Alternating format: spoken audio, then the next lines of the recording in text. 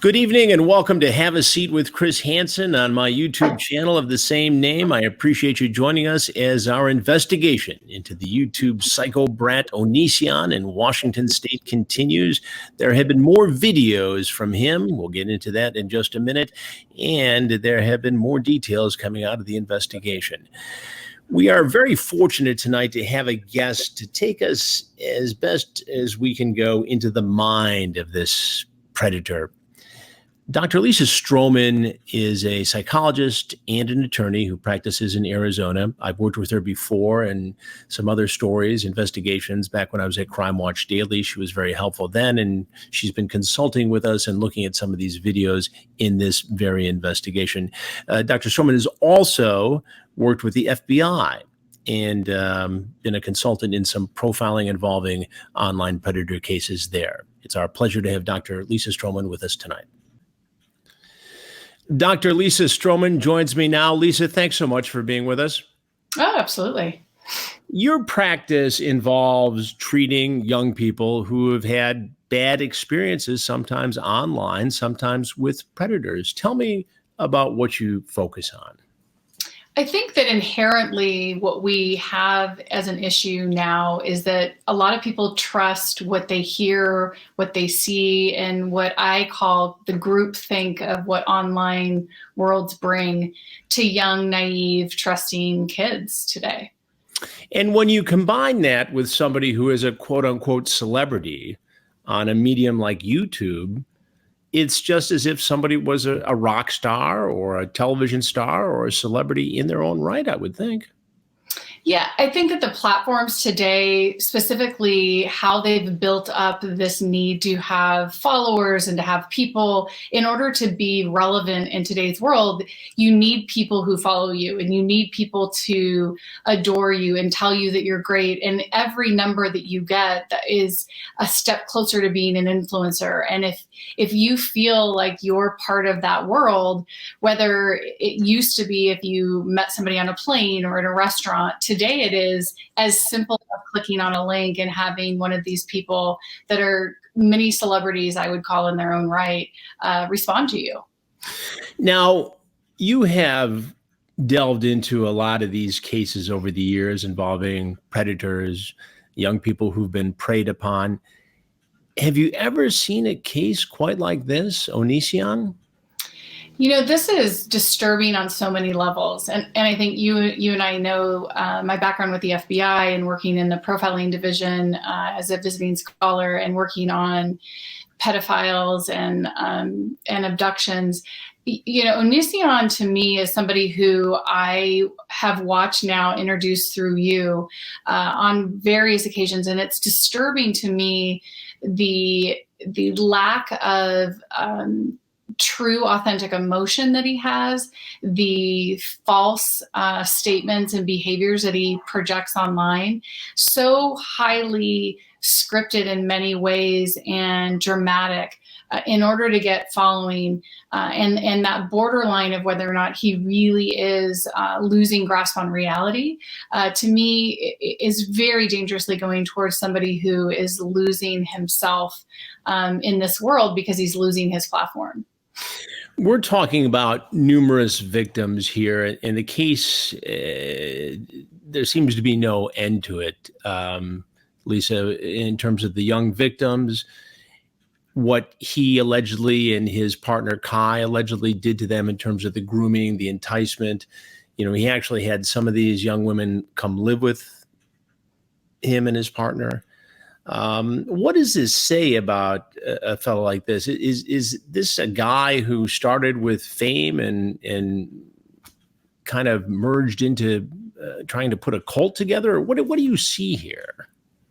You know, it's really interesting. Again, like I've looked at little clips, and so I don't know this case intimately, but it is something where I see two people originally, one person originally, but then two people come together to try to build a platform of following that was monetized. I mean, quite frankly, they were making a lot of money off of pulling in victims and content. And it was something that I think very easily went into this hedonistic need for themselves to have power and control over these young girls. And I think that the fact that we have so many that have, and I've seen so many clips of girls that are showing up and sending videos that asking to be rated and asking them to let them know whether or not they would favor them or choose them if they could, is just quite disheartening and sickens my stomach on so many levels that we would allow that and not be able to shut this down sooner. What makes young women in this case so vulnerable to somebody like Onision, somebody like Kai? You see over and over again when I interview the victim survivors, they say, God, I feel bad. How did I let this happen to me? How did I not see it? And these are not dumb people. They're smart. In one case, Shiloh, who we had on again last week, is a pop star and a celebrity in her own right, but at a very young age, allowed herself to be lured in by this guy, Greg, James Jackson Onision. And when you look at those videos, when she was stuck in the middle of this, I mean, he videotaped an epileptic seizure and put it out on YouTube. He shaved her head. This relationship was so abusive, clearly now looking back. And he continues to re-victimize Shiloh, taking to the airwaves and going after and picking her apart. And she's not the only victim he's re-victimizing here. What does this say about him? Well, to me, he's a very disturbed individual who's struggling over the loss of what he used to have, which was power and the complete adoration of his following and his fans. And I think as he's losing grasp in reality and he's escalating in his behaviors, I think he's grabbing onto those people that have the quote unquote crowd on their side is what he's doing. I asked you about 3 questions all in one right there. So let's break it down a little further to make it easier for you to answer. What makes a guy like this alluring to a young woman? That's a challenging, it's a challenging question because we're looking at now multiple victims and multiple reasons. I think that you're looking at developmentally the target, I would say generally with the women that he's going after are quite young, many of them underage, it appears. But that developmental period that is post-puberty up until about 25, it's a very, very challenging period for anyone going through becoming an adult. And I think you're more vulnerable, you're more susceptible and more challenged in ways of trying to figure out what your worth is. And he played right into that by having the power to be able to say whether or not you were worthy or not. Some of the survivors have told me that this started because he would have videos saying, if you're down, depressed, don't think about suicide or ending your life, do this. And they found some solace in this, some comfort. And then they began the messaging direct to either Kai or Onision, and it developed, and he would choose which ones he wanted to take this to the next level. And in one case, we talked to a survivor named Sarah, who actually at 16 moved out to the home in Washington State. And Onision and Kai actually obtained guardianship for this young woman. If you listen to what he says, there was no sexual contact until she was of age. But what does that say about somebody who would go that far to groom a young woman and then bring them into a sexual relationship with both Onision and his partner Kai? Well, to me, it clearly is a statement of his narcissism, his ability to feel like he is the solution to these, to the girls' issues. Anybody who's raising teenagers recognizes how hard that period of time is. So I don't know what happened with Sarah and her family and why she was actually able to go in and go under the guardianship of these 2 young YouTubers with no credentials and no training whatsoever, who really weren't in the business of helping. They really were in the business of bringing in and creating what seemed to me as like a home where you're actually extorting or using these people to whatever need they wanted in order to create content and sell themselves into their viewers. Some of these young women were put in a position to watch children, Kai and Onision's children. some to do housework, some to do errands, some were brought into a sexual relationship. It sounds cult-like to me. Is that fair? I think it's definitely a different viewpoint on what relationships are. I think that there's a lot of fluidity in sexuality nowadays. I think that there's a lot of polyamorous relationships. And I think that the younger generation coming up who is taking in that information and trying to figure out on their own sexuality and place in life and all of those things can buy into not having to make their bed and brush their teeth and do their chores and have to do homework. And you've got these two people that are willing to bring you into their house and in essence have kind of a chronic party state with a few things that you choose to do that they've convinced you to do that isn't apparent. It's very easy and it's very, to me, like a cult in that sense, because you're buying into what the people are doing. I don't think that that's what they were running here, but that's exactly how the mentality starts. You've reviewed some of his recent videos and some historic videos, and they're hard to watch. I mean, I have a tough time doing it, and I truly appreciate you with your expertise, as both a psychologist and an attorney taking a look at this. He engages in a lot of victim shaming. What are your impressions? To me, I think it's in a sense, not only is he victim shaming, but he's also victimizing himself. And so he toggles between the idea of blaming others and then, melting down into these, the only thing I can say is really horrid acting behaviors. In 99% of them, I don't think I've ever seen a tear actually come out of his eye.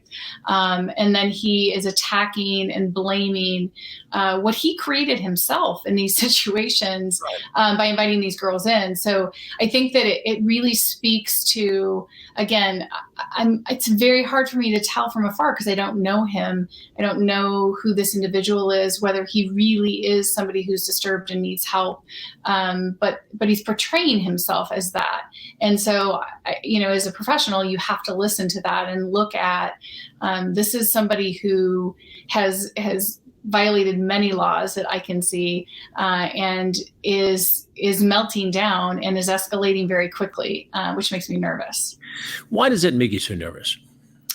I think that somebody like Greg doesn't really know how to separate himself. I mean, he's got this character Onision that he's created, and there's a lot of theatrics and drama in the beginning stages of launching his site and getting funding through Patreon and creating this life for himself. And it seems to me that he has multiple different pages, but the human person, the young boy who grew up as Gregory, I'm assuming, in his life, and then became this YouTuber and this person that monetized off of other people's vulnerabilities, I think has lost his way. And so the escalation that worries me is that he doesn't really have anywhere to go.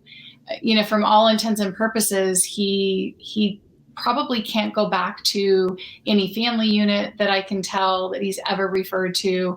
And the fact that he appeared in the most recent court hearing looking like he may have had a bulletproof jacket on tells me that he recognizes that he's in a situation where people are coming after him. Here's a guy who, just by watching his videos, you can tell that he's targeted, groomed, attacked verbally numerous people, young women, me, and yet he goes out and files for a personal protection order against me and another YouTube streamer, when arguably you could say it's the rest of the world who should be protected from Onision. What is his frame of mind in order to do something like this? Well, to me, that's essentially just not understanding the law, right? I mean, the First Amendment is what protects him. It's what protects all of us, like going online. And there is a cultural norm and an expectation under morality and under legal terms of what we can and can't do on there. And I think that his violation of that and the breaking apart by others and teasing this apart is what is frustrating him. And I think that he's just being outsmarted by people who know the law. They understand what he did was wrong. And there is a plethora of documentation and videos that show all of his illegal actions. He has gone so far as to give details in his videos that were given to him by some of the young women he lured in, details up to and including past victimization by other people, sexual assaults. And he has that information that was given to him, with a sense of trust by a certain one of his survivors, victims. And he goes on YouTube and talks about it in detail, almost as if to make this person, this young woman, relive that attack once again. What kind of a human being would do that? Well, not one that I think either one of us would call a friend, and I don't think that any of your listeners would call him anybody that they would trust. He wasn't in a confidential situation with these people, quite frankly, and these people trusted him with information. And the physical, the sexual, the emotional abuse that people go through in victimization is hard enough. To have to relive something in an online platform over time when it's outside of your choosing and outside of your ability to control that narrative, to me that really speaks very highly of the fact that he doesn't care what damage he causes as long as he has attention and as long as people keep listening to him. Give me a sense, based upon your experience and based upon your review of this case, at our request, what is the damage potentially done to these young women long term? Well, the damage, having had a conversation with one of them myself, the damage to me is lifelong. I mean, this is something that you don't outlive, you don't outgrow. This becomes what I call kind of an imprint in our heart and our minds of a life period that they are going to have to remember for the rest of their life. There is no MIB blinky light that erases things for these people. So, everything that he's done to these people not only are going to impact their current structure of social construct, but their future of how do they create a trusting relationship with others? How do they become parents themselves? How do they become the people that they would have otherwise become had they not had this experience? That will never happen for them. So it's a lot of therapy and it's a lot of time figuring that out. One of the young women, Regina, who has been on this show twice now, texted me the other night saying, God, I feel so horrible. I feel so stupid. These people, meaning Onision and Kai, stole a part of my childhood, a part of my youth. And she's trying and struggling to get that back. I mean, that's just the beginning of the damage that these people have apparently done to these young women. That's the part that I think is so frustrating to me, is that not only did he steal this very innocent, vulnerable period of time in these young people's lives, but he's also impacted countless others that we may not even have on our radar yet, of people who feel like they can go out and do the same thing. There's case after case after case that I've dealt with where I've got young girls that have been preyed upon by individuals that from my standpoint, it may just be that one case, but it also may be that they're one of 100 victims and we just haven't targeted or we haven't seen them in the same light as Onision's character had done because he did it so publicly. After looking at some of these videos, Lisa, do you think that he's escalating Onision? Do you think he's spinning out of control? I definitely think he is. I mean, he's uploading at a faster rate. He's melting down. Again, I really can't tell the authenticity of it. The lack of tears and the lack of real emotion to me is either indicative of someone who would be a sociopath in nature, meaning that there really isn't a true emotion felt for the victims, and it's only focused inwardly on themselves and how it's impacting them. But the part that escalate to me that looks like he's escalating is the rapid amount of postings that he's doing, the level of fluctuation in mood, and then what I see very similar as somebody who's created either a murder or some sort of heinous crime who returns to that scene because they get turned on by that behavior or to be around that situation, is what I see his Onision character doing. He's going back into these forums and he's getting hyped up and accelerating and talking about hypothetical murders and things like that, and then saying, oh, that's not what happened, or I haven't done that. I don't like that behavior, and a lot of I think professionals in this field would be very interested in looking to see why he's starting to talk in those ways, and whether or not he's starting to get more comfortable with that.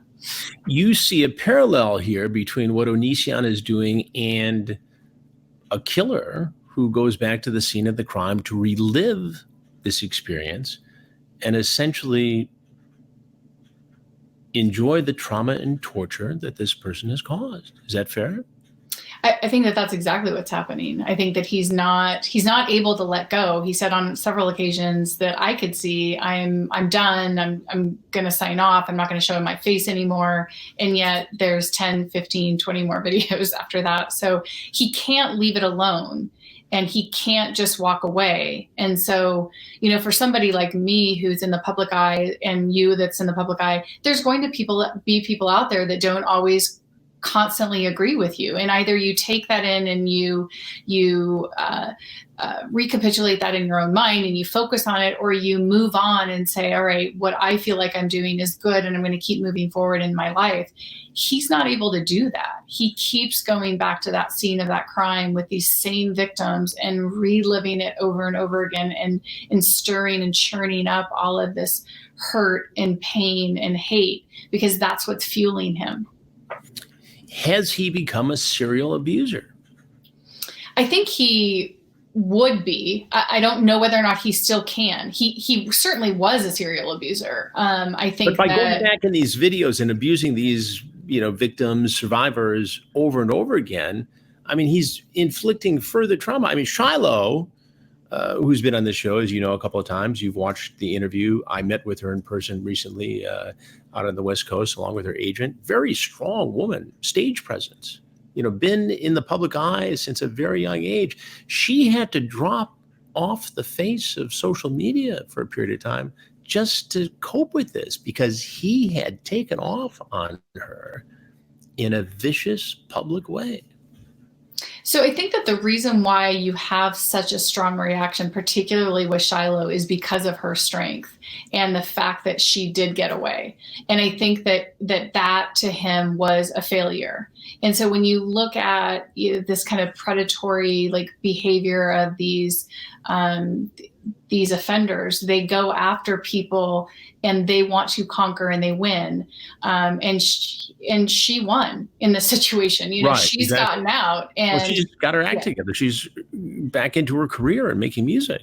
Right. And again, I think that, at the end of the day, the people that are able to take the silver lining from these opportunities and these situations, like Shiloh, and be able to maybe create music around it or build her career and be stronger for it, those are the ones that we want to use as an example here. He will continue to go after those that don't have that support or they don't have that voice. And I think it's important, again, as law enforcement kind of circles in on him, I think that we need to be really watchful on how he's escalating, who he's targeting, and how that's happening. These videos he's been putting out are disturbing. And as you mentioned, sometimes, he'll drop 20 to 30 in an afternoon over the weekend. Do you think this will continue to escalate? Do you think he will continue to escalate? And where does it end?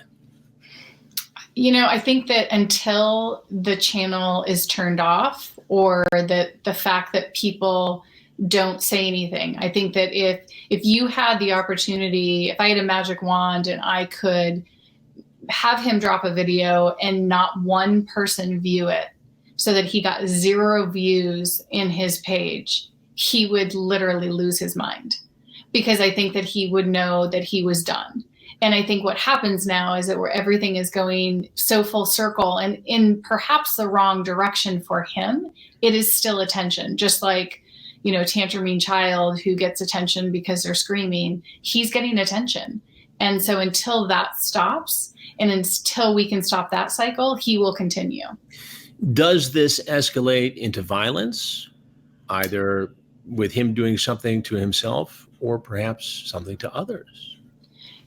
That to me is left to be said. I'm a little bit disturbed. And again, we talked offline about this a little bit. The police report that involved his daughter and the officers that have gone to the site and finding weapons in the house. You always pray, if you believe in God and you believe in the fact that people are ultimately have some core of good in them, that doesn't happen. But in this situation, I don't see anything that is creating some ray of hope for him. Because I feel like little by little, everything is crumbling around him. And again, whether or not he's fearful of going in jail or having to face the consequences of these, I don't think is going to be something that, just looking at him, he at least pretends that he can't handle. We know that there's an FBI investigation relating to enticement, online solicitation, and transmission of potentially underage sexually explicit material. We know that there have been at least 19 law enforcement calls to that address in Washington state involving the Pierce County Sheriff's Department. All kinds of allegations, child protective services calls. In one case, as you referenced, the 2-year-old daughter fell out of a 2nd-story window.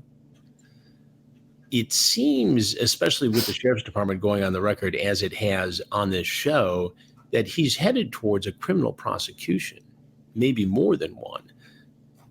How does he react when that finally comes down? Because it's closing in on him as we speak.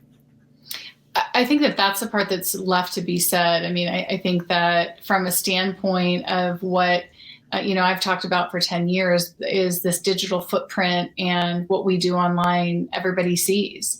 And, coming on this show and sharing this with you, I didn't take lightly. And I know we've talked about this multiple times, because this is something that puts you in the forefront of where you are looking at somebody who is incapacitated at some level.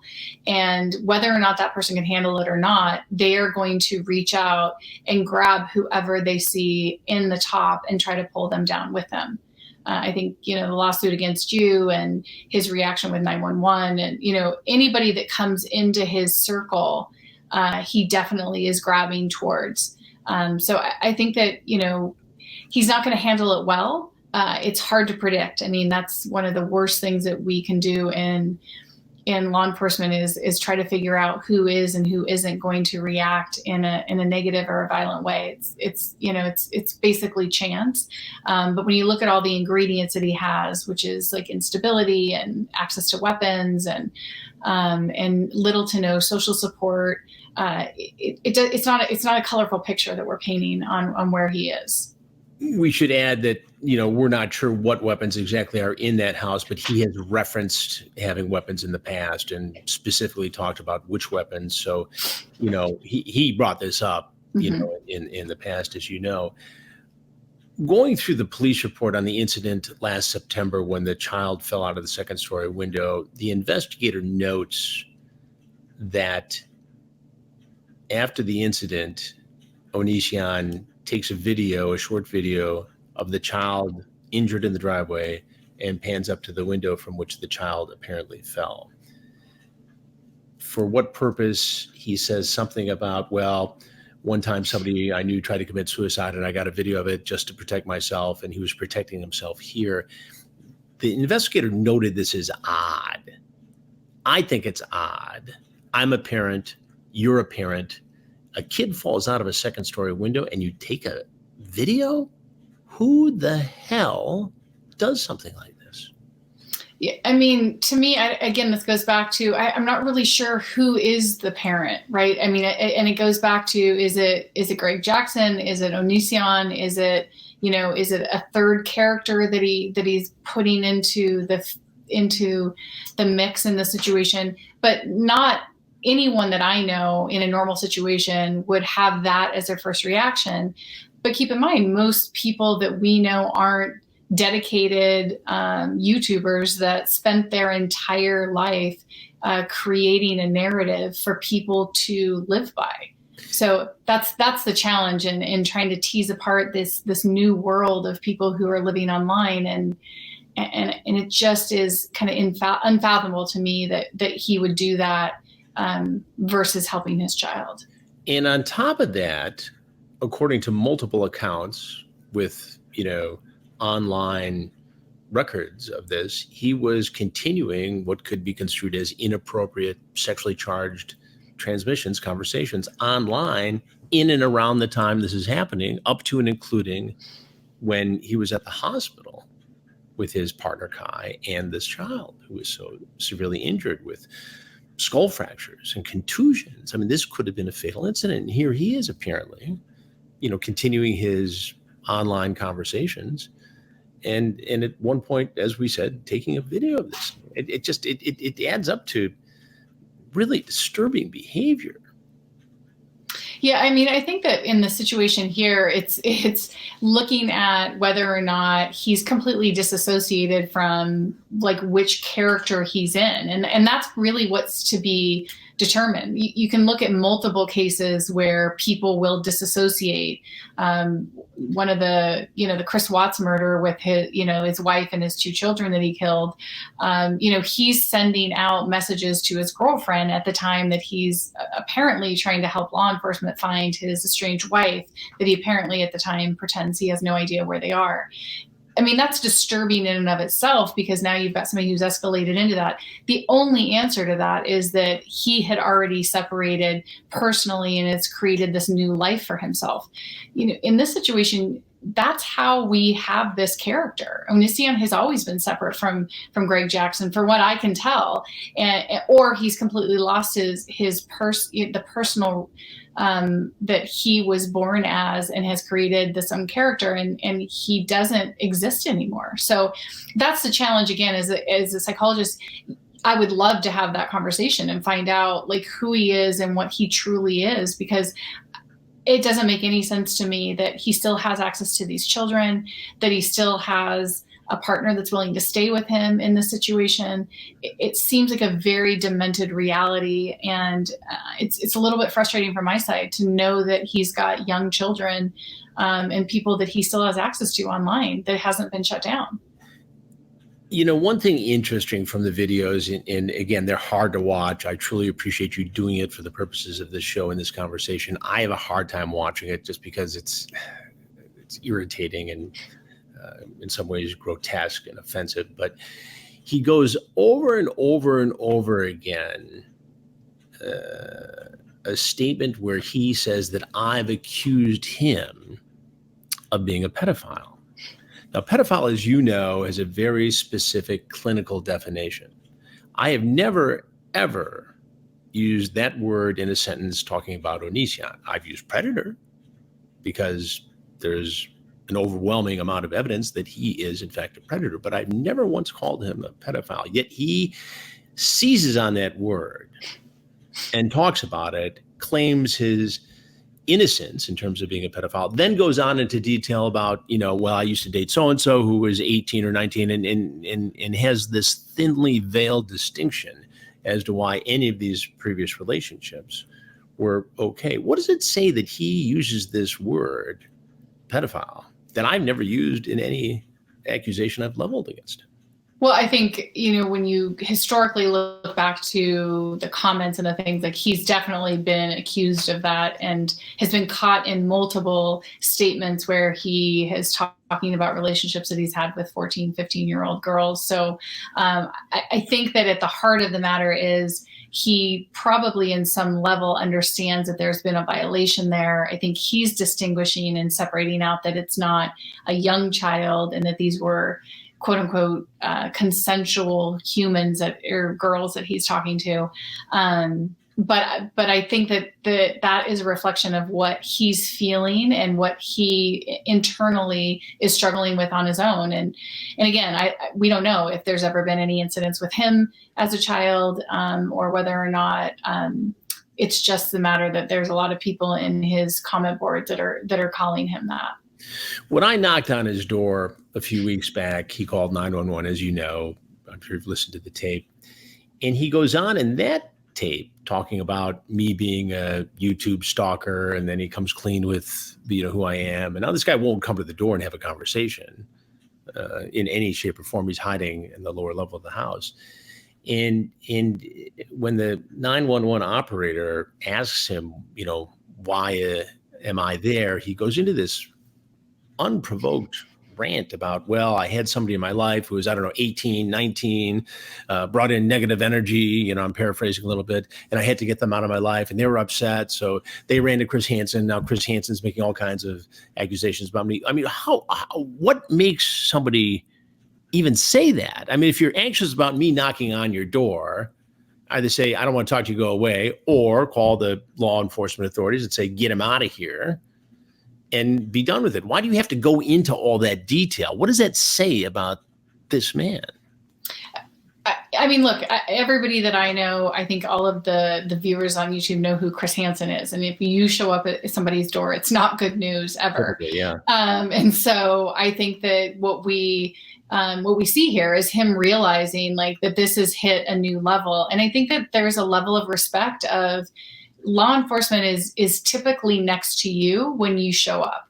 And I think that the circle became very small for him that day. And I think that that's where you saw that reaction and why he started getting into that defense mode of trying to articulate why he was feeling threatened and hurt at that point.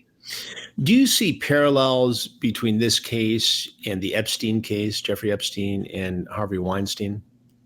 I think that there's definitely that kind of misogynistic viewpoint of like women are, for my pleasure and I can do whatever I want to them. I think that, again, like I don't know those cases intimately as well. I know what the public knows of them. I know that when I look at all three of these men that they prey upon women, they have what I would say is some sort of draw, whether it was money, whether it was fame or promise of something. And that's how they lured their victims towards them. And I think that it would be unfair to say that Onision's character became the level of where these other people are in terms of what they were able to promise and do for women. But he was definitely in the digital world, one of these men that people were going after. And like R. Kelly, for instance, mm-hmm. This is a person who had fame, but targeted very young victims.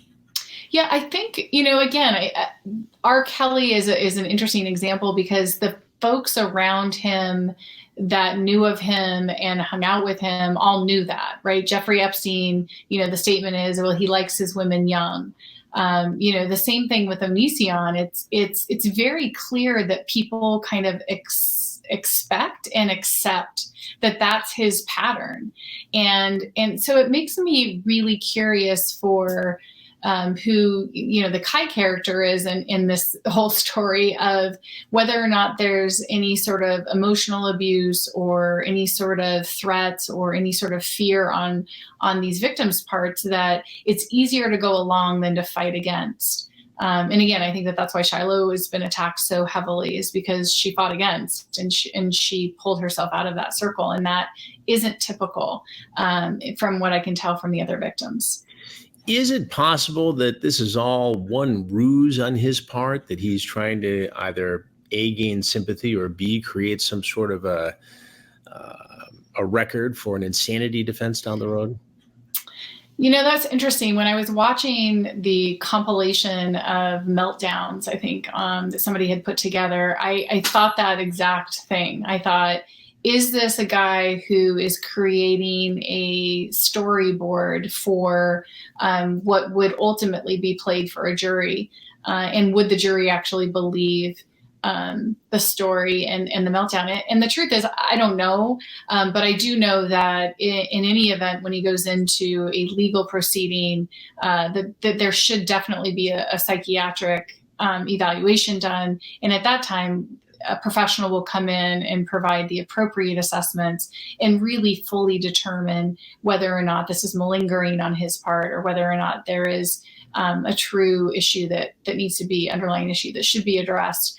But whether or not that would be even closely, I just don't think it would be a close call on whether or not you could have a not guilty by reason of insanity plea. There's way too much documentation and digital footprints that show that he knew what he was doing. Right. Speaking of evidence, as you know, some of the social network platforms have cracked down on him, Twitch, Patreon, yet YouTube, he continues to use. We know through our investigation, he's got multiple, anonymous channels that he uses to strike people and do different things to get his messages out. But he continues to be on YouTube in spite of these allegations, in spite of clear and convincing testimony from witnesses, in spite of multiple law enforcement investigations. He's on YouTube. What responsibility does YouTube have here as an entity to crack down on this? This is one that since law school and working on internet crime and law, I've looked at. There is such a challenge in the situation of how we have it set up today. The tech industries rule the roost. They make the determinations, and what sells content and what provides energy is what they allow online. And I think that again, you can't accept a First Amendment argument that we have the right to be on there if you don't allow other people to have the right to be on there. Where is that line, and where should we stop it? I think this is definitely a situation in a case when you're having active victimization that's occurring in front of you. I would say that that's something that we would want to shut down. And quite frankly, I think that the victims in this case should pull together and do a class action suit against probably both YouTube and Onision, just to finally put like a nail in the coffin on that situation and address it directly, because there's power in numbers. And if your numbers of the victims that you're showing me and the ones that I've found online are any example, I think that there's a very strong, powerful force that could be put together in this situation to address it. What do you say to parents in general, but specifically coming out of this discussion, this case, for those who have not been victimized, who are not survivors? This is a teachable moment, and you deal with this issue all the time. Mm-hmm. As a media consultant, as somebody who works with law enforcement, the FBI, in your practice, treating kids who've gotten caught up in this web. What do you tell parents? I give advice all the time, but it bears repeating, and you see it every day. What do you say to parents of a teenage girl who's surfing around, or a boy who's surfing around on YouTube, seeing whatever's out there? The biggest message and takeaway I say to parents in the end of any talk that I give is, do not love your children so much that you do not expect them to be one of these victims. Our children are curious. They have access.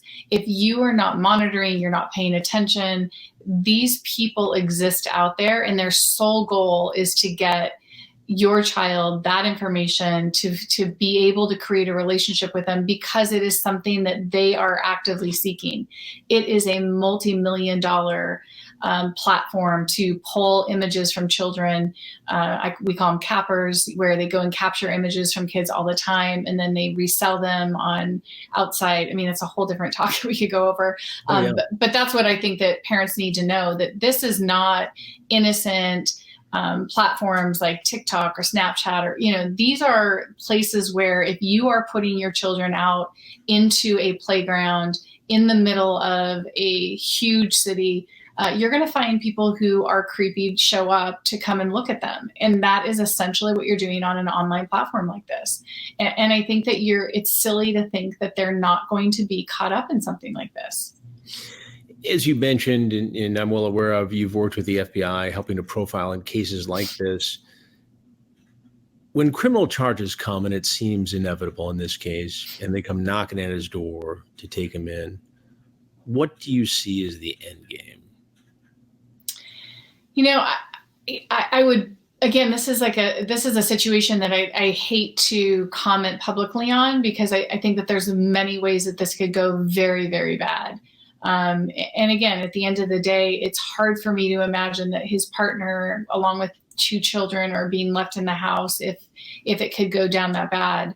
But I think that, I wouldn't expect him to go lightly, and I wouldn't expect him to be naive enough to think that he's going to get off on this without having legal repercussions.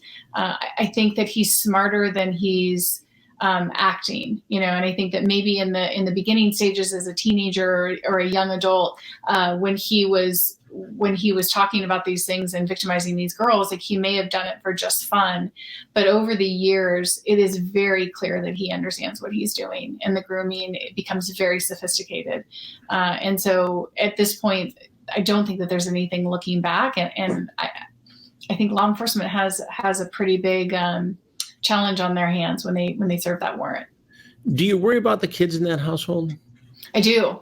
Again, it goes back to the worry that I see with the kids is that, I don't know what emotional connection he may have with them. He doesn't seem to have an emotional connection with anyone. Even his partner in any of the videos. There's not a true honesty in that. And so if he truly is a sociopath, then they become, quite frankly, just pawns in the situation. And so that's what I'm most fearful of. And I think that, again, law enforcement takes all of that into consideration. And I'm sure in this situation they're doing that as well.